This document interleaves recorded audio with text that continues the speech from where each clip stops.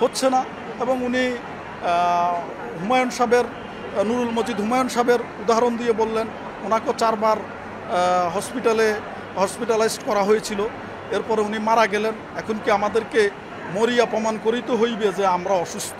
দীপুমণি বলছিলেন যে তিনি অগাস্টের শুরু থেকেই খুবই অসুস্থতা বোধ করতেছেন।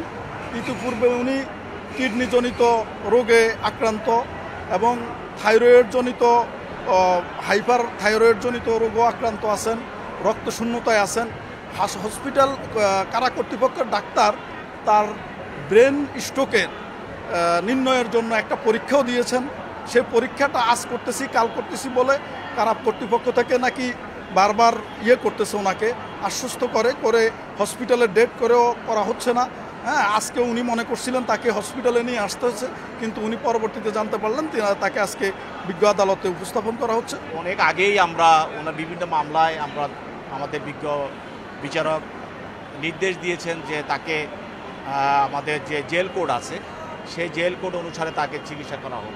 সেখানে আমাদের পর্যাপ্ত ডাক্তার আছে, তারা চিকিৎসা করে এবং যদি তাদেরকে বাইরে চিকিৎসা করার প্রয়োজন হয় তাকে বাইরে চিকিৎসা করে। এমন হওয়া অবস্থা হয় যদি তাকে আদালতে আসার যদি অনুপযুক্ত, তাকে আদালতেও আনা হয় না।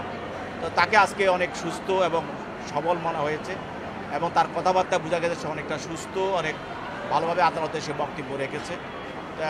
আমরা বলেছি, তারপরেও বলেছি সে যদি অসুস্থ বোধ করে সেখানে আমাদের জেল কোড অনুসারে আগে আদেশ দেওয়া আছে তাকে চিকিৎসা করানোর জন্য, উনি সেখানে চিকিৎসা পাবে।